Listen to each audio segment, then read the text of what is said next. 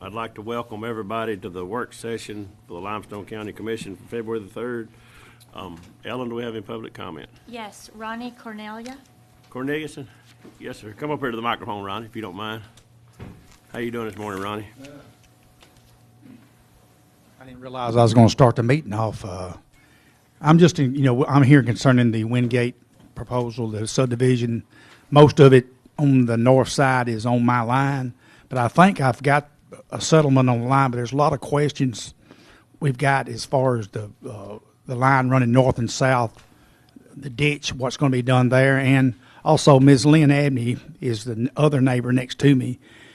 She would be on the creek side of the cul-de-sac part of the subdivision, and she has some questions.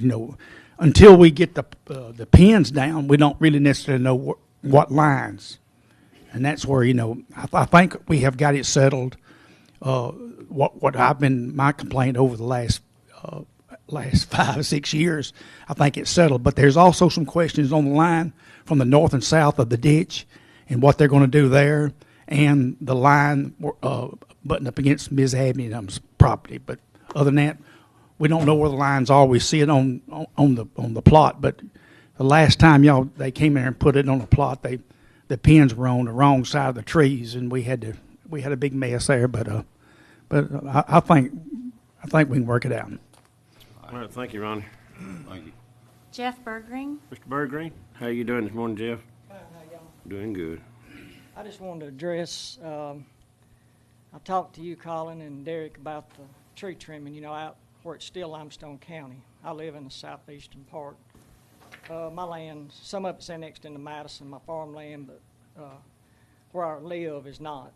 And Powell Road, it's a lot of still Limestone County that's not annexed, and it just needs a lot of trimming. Y'all don't never do nothing out there, and I've spoke to y'all about it before, but just wanted to see if y'all could, y'all done Bill Garrett on the Horton House, at least do some, not that much, but it's just the roundabout's finna come down there at Bergreen and Huntsville Browns Ferry, and Powell's gonna be a major thoroughfare for everybody, and it just needs to be something done, It hadn't been cut back, I don't think, since 2011.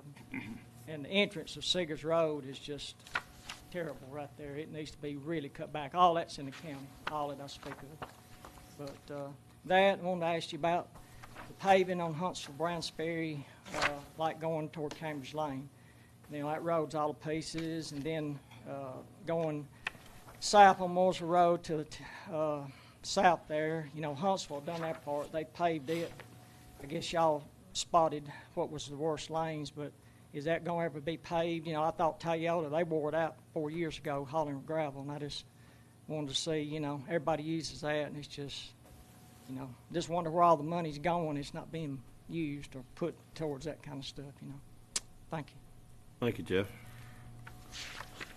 No further comments. No further comments. Thank everybody for the comment.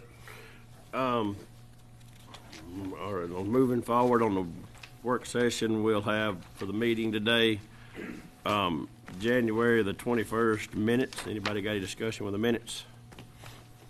All right. And then we'll have claims amount of $331,807.22. Anybody got any discussion with any claim being presented? Does anybody have any conflicts of interest or anything coming from the commission today? Everybody's silent, so I'll take that as a no. Public hearings, we have none. Resolutions and orders, we have two. First one will be to approve a resolution concerning graves and excavation for farm animal disposals.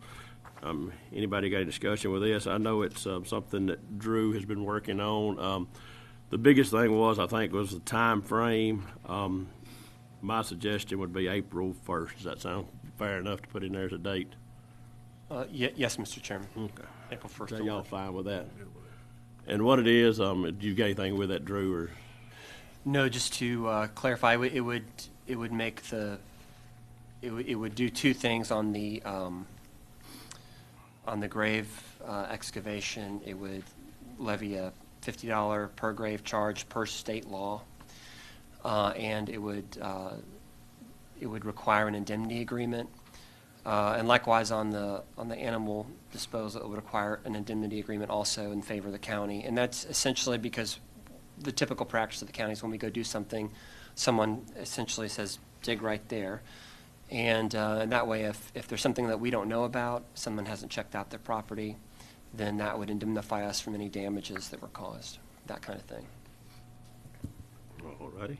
Anybody got any Won't questions? go into effect until April 1. April 1, yes, sir.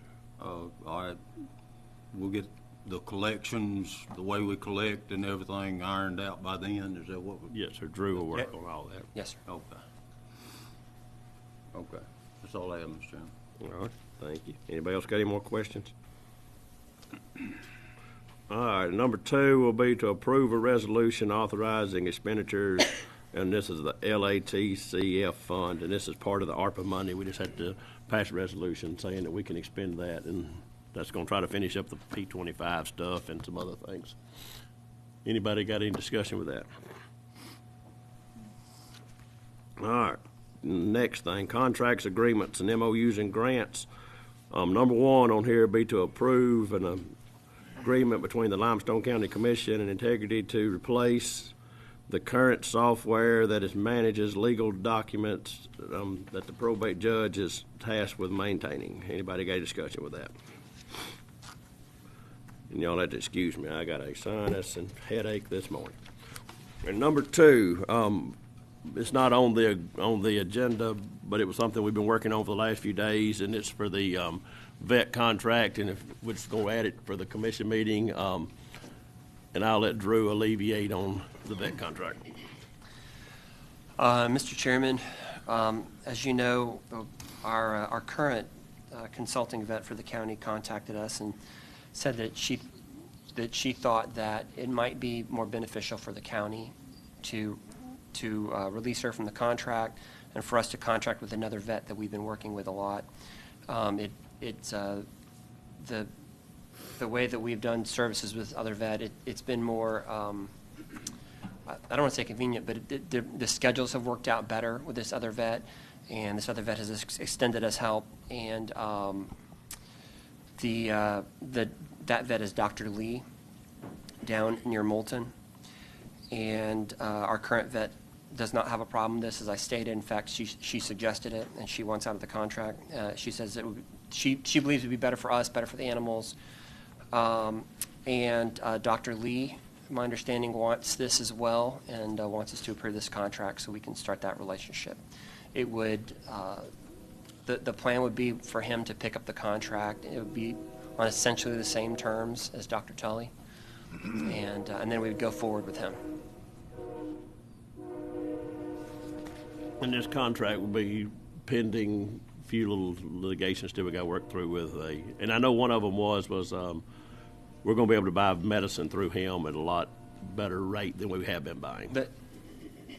Yes, that's correct, and that would be one of the new terms of the agreement. Was we would buy things through him at cost, essentially.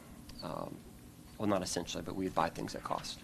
And Dr. Lee is the veterinarian that's been doing most of our spay and neutering anyways. Really, I mean, we want to thank Dr. Tully for helping us get started with the veteran program that she did help us with. So anybody got any discussion with that? And this will all be pending finishing up Drew's approval. So we'll have a contract on to cancel one contract and start another. The same contract, just same price, same everything, same terms, just to finish up the Yes, contract. That's there. Mr. Chairman, just with some tweaking, and that'll, if y'all will approve it based on my final approval of the actual wording, it will help me tweak it here and there. But there won't be any substantive changes from the ones that you received this morning. Anybody got a discussion with the vet contract? All right, moving on. Budget revisions. We have a few budget revisions listed below. Anybody got a discussion with any budget revision? All right, emergency purchases, we have none. Board appointments, we have none. Award of bids, we have none. Personnel, policy, and staffing actions, we have several. The first two are for the Same position, we'll just take those up one motion if y'all want to. It'll be to approve to hire Anderson Tata and Tanya Ragland as corrections officers pending a drug screening. And this will be effective 1/21 of 25. Anybody got discussion with either one of those? All right, number 3 will be to hire Abigail Newbern as a Good Springs Senior Center Manager. Anybody got discussion with her? Number 4 will be to approve to hire Cynthia Cantrell as a Senior Aide. This is for the council and agent pending a drug screening. Anybody got discussion with her? All right, number 5 will be to hire Logan Murphy as a truck operator in solid waste. Anybody discussion with him? And this will be starting 2/3. That'll be today, pending a drug screen. All right, number 6 will be transfer Mike Bloodworth from patrol lieutenant to deputy sheriff of work release. Anybody got a discussion with that? Number 7 will be to transfer Cooper Posey from deputy sheriff to deputy assigned to investigations. Anybody got a discussion with that? All right, number 8 will be to transfer John Russell from deputy sheriff from work release to courthouse security. I thought we had already transferred him. And I remember we had, but anyways, so we'll be transferring John Russell from work release to the courthouse. Anybody got a discussion with that? Number 9 will be to approve to transfer Keegan Laxon from engineering to IT as training position. Anybody got a discussion with that? And number 10 will be to approve to promote Haven Helms from equipment operator 2 in engineering. Anybody got a discussion with him? All right, anybody else got any other thing personnel-wise or any discussion with anybody personnel actions? No, sir. All right, merit increases. We have several listed below. Anybody got any issue with any merit increase? All right, engineers report, Mr. Massey. Thank you, Mr. Chairman. We have 3 subdivisions for y'all's consideration today. One was brought up in the public comments, Wingate subdivision phase 4. This is a major for preliminary, creating 81 lots in District 1. And I've been trying to print out the plat for the Mr. Cornelius. I'm having trouble. I can't do that from here, so we'll get that worked out. Make sure he's got a copy of the plat, and I can go over any of the plans or anything with him. Ferguson Estates subdivision. This is a minor for preliminary and final, creating 2 lots in District 1. And then we have Gatlin Manor, a re-subdivision of lots 2B, 3A, 4A, and 5. This is a minor for preliminary and final. It's consolidating those 4 lots into 2 lots, so it's not technically a division there. It's a consolidation. This is in District 3.